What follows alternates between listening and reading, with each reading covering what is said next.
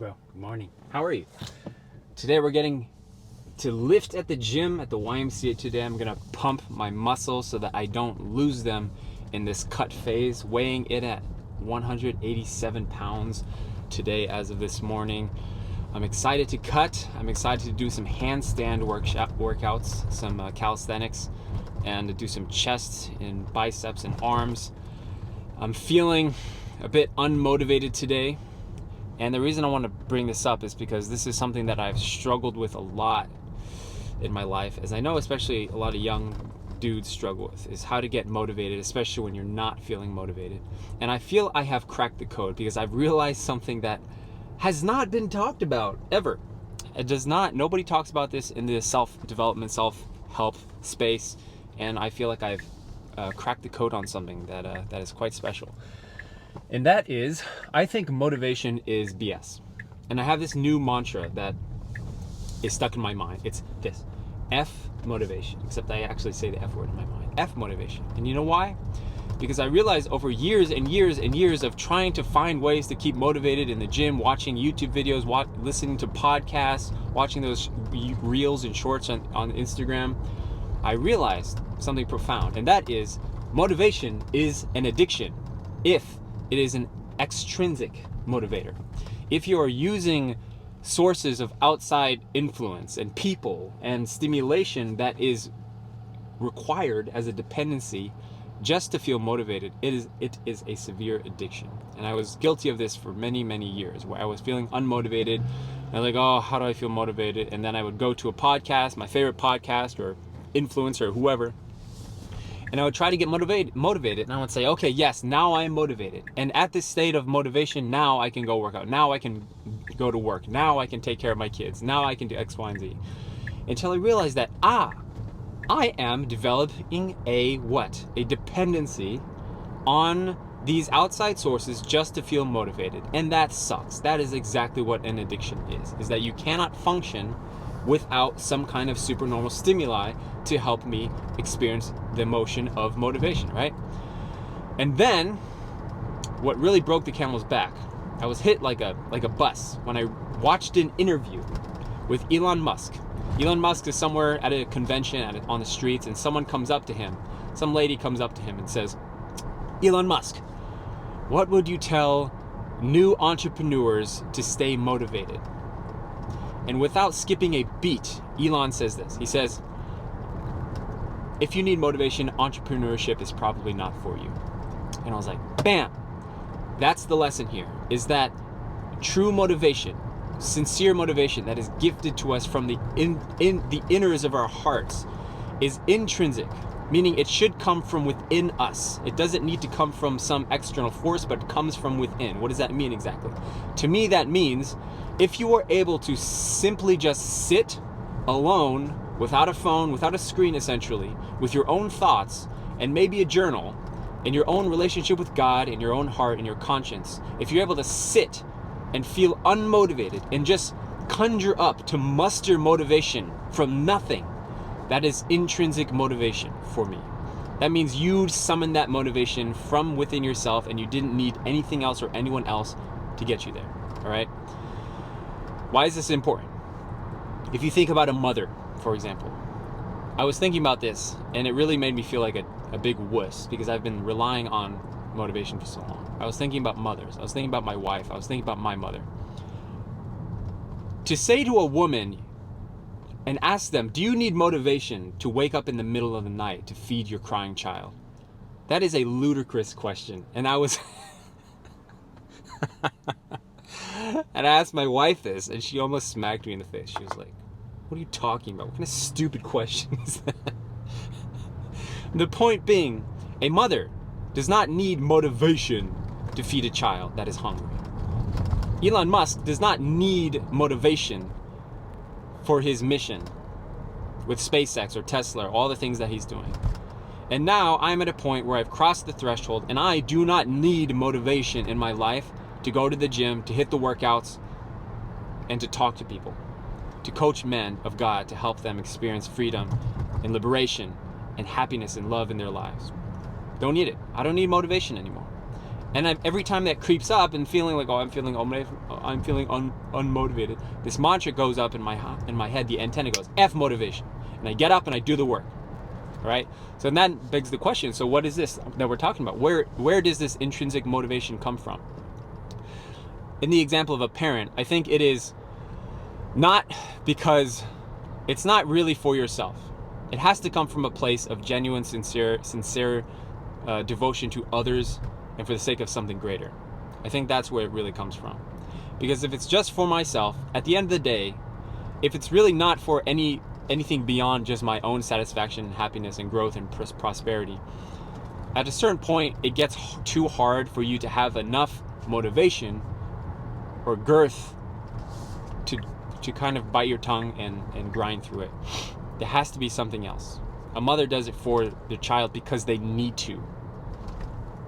A successful business owner, entrepreneur, gets up and does the work for their company, for their mission, because it's what they need to do. And because nothing functions without them. And so for me in my life, I made this practical in the sense that I've realized that the motivation that I have for a lot of things in my life, to some degree, is fueled by fear, which is a fantastic motivator. But I don't think it is the long-term best motivator, because it's getting motivated by fear is helpful to an extent, but at a certain point you have to switch over to making our motivation about somebody else, for the sake of others. In other words, for love. And as cheesy as that sounds, I really believe that the most successful people in this world, they initially start their primary motivating factor as a fear of failure, or the fear of looking bad, or the fear of a lot of things, and then eventually it becomes not that anymore, and they switch over to the motivator of love, the motivator of I can do something for others and therefore I must, right? So me in my life, because I psychoanalyze myself like crazy all the time, I've asked myself, what am I motivated by? Why do I do the things I do? Why do I coach men of God? Why am I trying to create this world of more godly men? Why do I even give a shit about our culture? Why does this keep me up at night? Is this even worth my time and energy and focus when I have a family to feed and all the stuff that I want to do in life? Why do I even spend any time on this? And for me, for many years, the reason was simply this. I had a crippling fear of unmet potential. What I mean by that is I know that God instilled in me the potential to do things as God gives to everyone. And the fear I have is not meeting that full potential and just wasting my life. And the fear I've had for many, many years, decades even, is that living my entire life, at the end of my life, I feel like I could have done more. I should have done more. I could have helped more people. And that's a fear motivator. But now I'm at a point where I'm motivated primarily by helping people, by sincerely putting up videos like this, coaching men of God, and helping them go through life transformation. And even if it's one person a day, even if it's one person a week or one person a month, that's enough for me to feel like it's worth doing. Because if it was just for me, if it was just for my own wealth and prosperity and satisfaction and gratification, I would not have the motivation to get up. I would not be motivated to work out. But I work out every day. I do. Every day of the week, Monday through Friday. Why? Because I want to be a man that is respectable, and men do not respect men that are overweight and obese and don't take care of themselves and don't put in the effort. They don't. And I know that because I'm a man.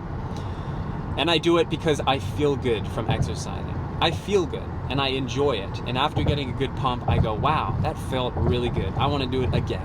And when you create that kind of cycle where you are reinforced with positive feelings of satisfaction, especially the moments after you do something that is quote unquote difficult or requires motivation to do, and I do it anyways, I go, man, that felt really good. And I make that mental note and I say, I would like to do that again.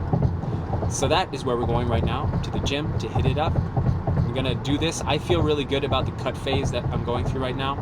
I feel the muscles popping through the fat and I feel the fat being diminished little by little, and that's really exciting for me to make progress. I always say that progress is better than perfection.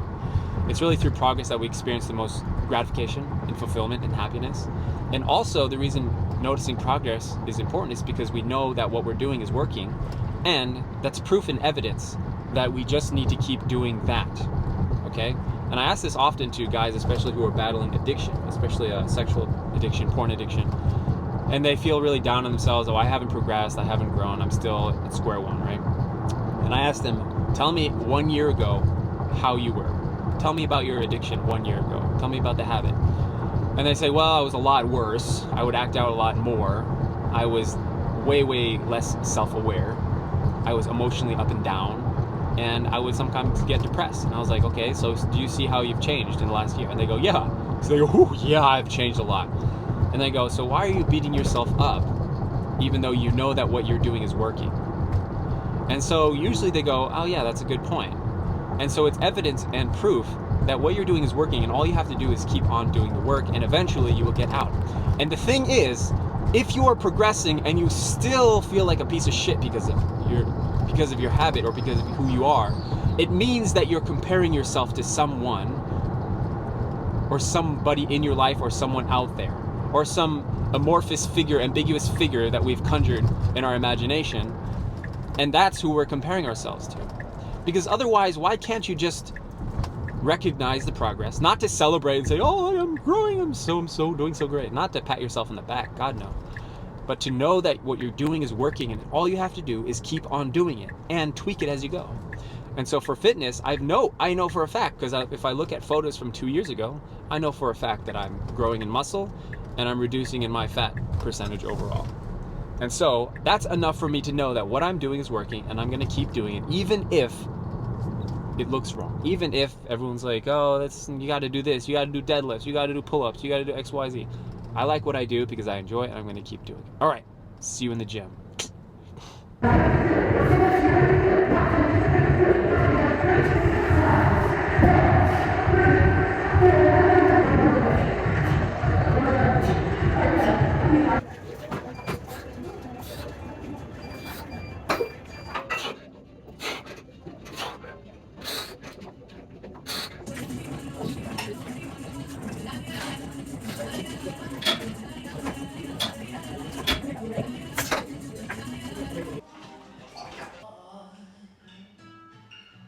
Doing handstand push-ups today and handstand walking. Really kills the core, shoulders, triceps, back, and everywhere. And then I did pressing, bicep curls. I like doing hammer curls the most because it works it just feels like a better pump. I just like the feeling more. That's what I do. Alright, that's enough. It's gonna work.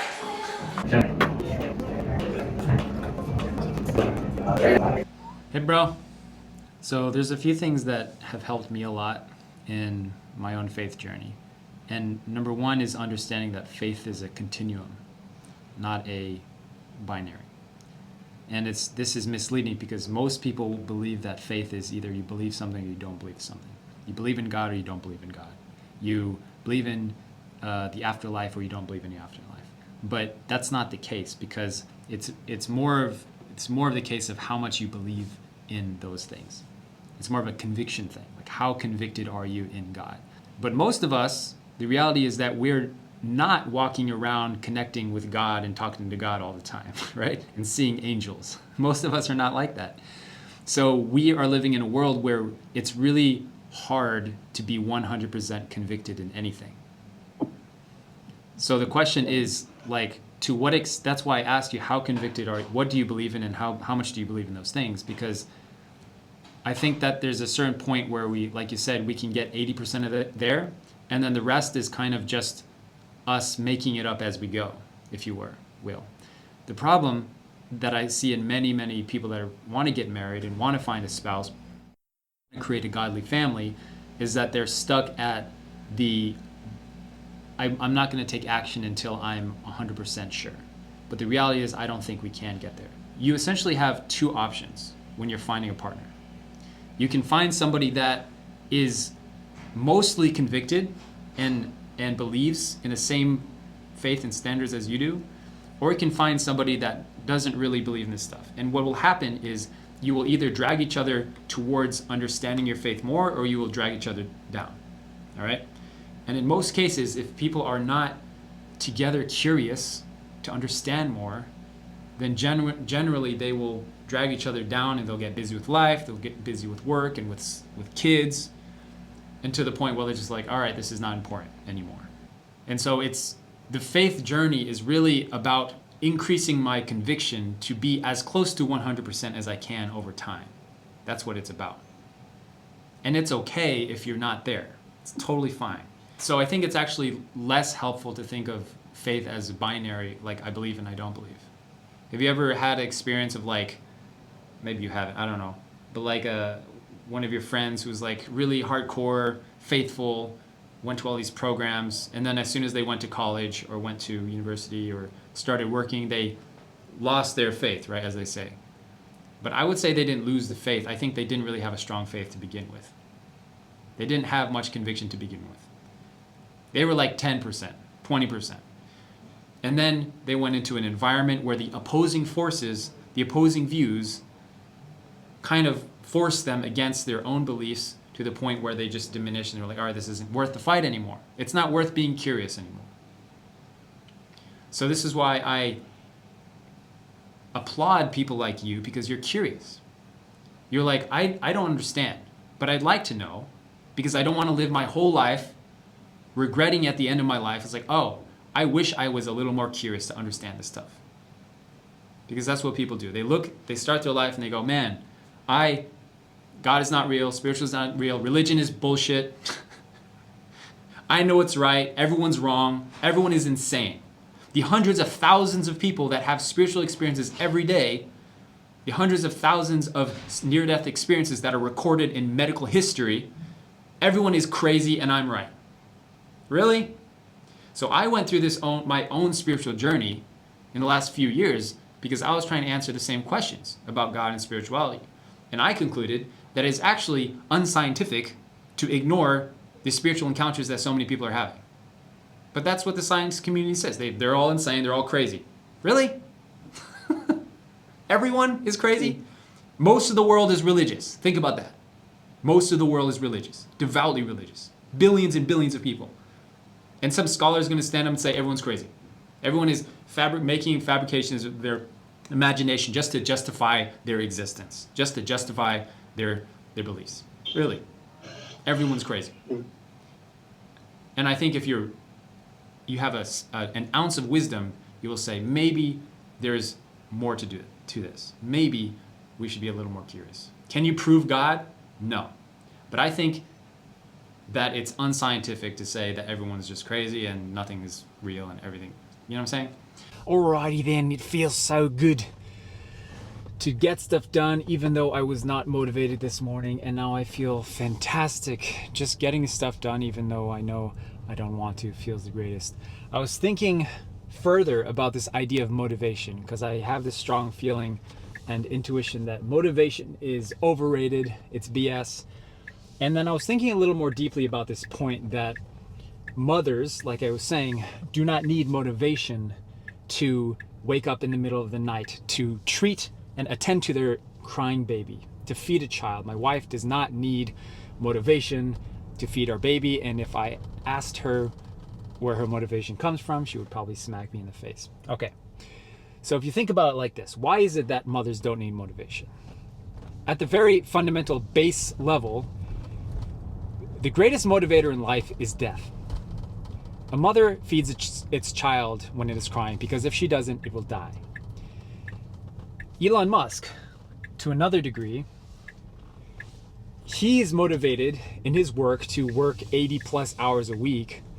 I believe it's because he's thinking about the long-term longevity of humanity. He's thinking in terms of, if I don't, who will? If I don't, then there's a possibility that millions and billions will die, and he feels he has this opportunity and almost like an obligation to save the lives of many people. So we're on to something here. The greatest motivator in life is death. To protect ourselves and the people that we love the most. And I was thinking about this in my life too, in my line of work. The reason I make these videos, the reason I coach these men with addictions or bad habits, or they just want to go get somewhere in their life, find a partner, get married, have children, but they are feeling stuck. The reason I'm motivated to do this is not for myself. It's really because I know at the end of the day, if I don't have that conversation, if I don't make that video, if I don't make that content, there's somebody's life that could have been saved and changed, but it wasn't because I didn't do it. So then it's an opportunity cost thing. So here's where it gets interesting to me. And I didn't realize this until today, which is why I'm so excited to share this, is that I realize that you can perceive things as life or death, even though it might not be. Because the way I perceive it is, if I don't do these coaching calls, and I could have changed someone's life, but I decide not to because I'm unmotivated and I'm not feeling it that day, then I essentially have lost a life. I essentially have let somebody die because of the opportunity cost that I incurred on my life, right? And this is powerful stuff.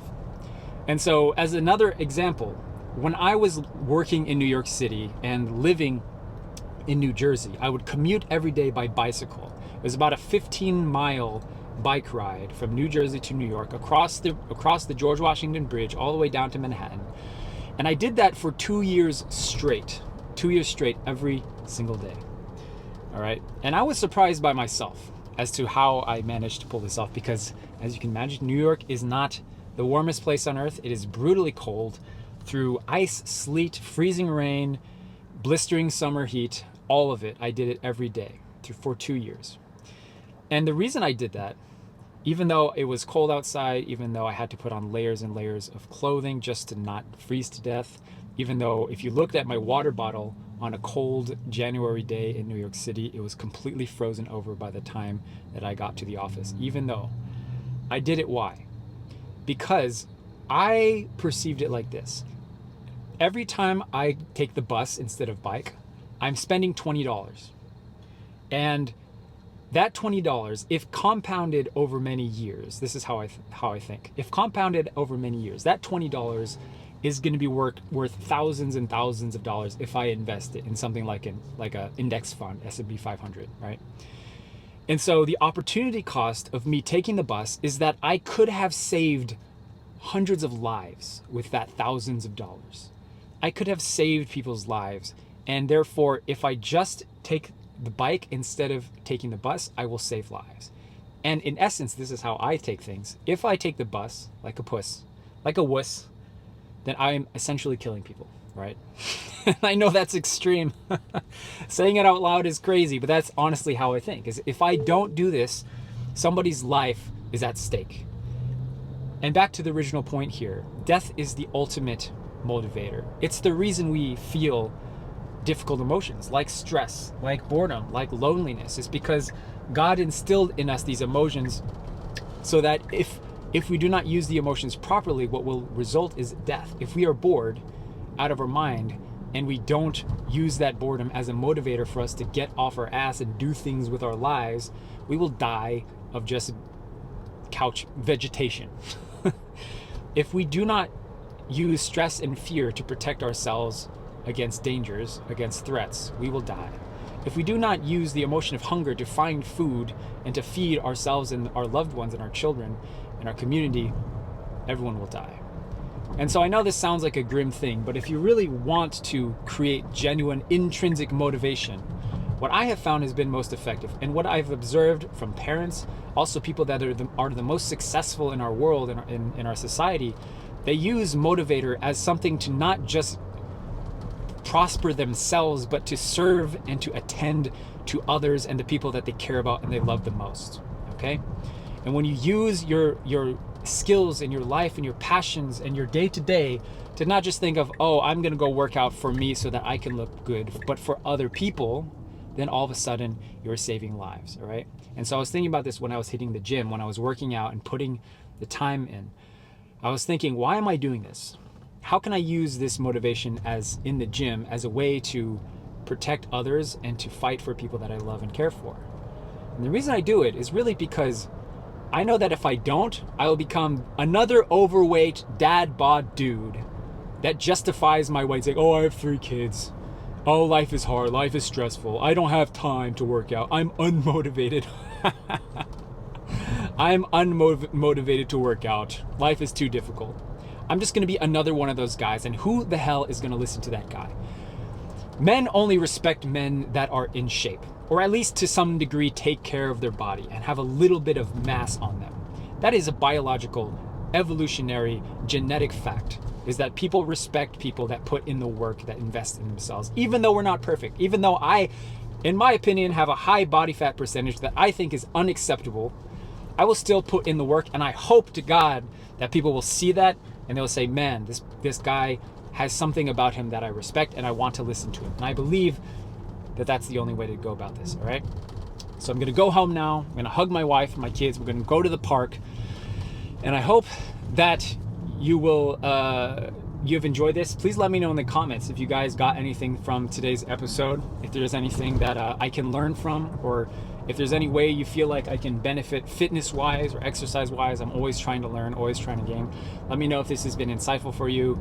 Like the video so more godly men can find it. I'm really dead serious on this fact that I think we need more godly men in this world, and I've been searching for them for so long, and I know they're out there, and I'm trying to get them all together. So if that's you, I need your support. I think God needs your support and needs your help to find these men and get them together, because there are way more good men in this world than I think we give credit to, and they need all the praise and appreciation that they can get. All right, so if that's you, do follow, do subscribe, and I'll see you in the next episode, in the next video. Be sure to watch that episode or the previous one if you haven't yet. Guys, we're in this together. Lots of love to you guys. Let's do it.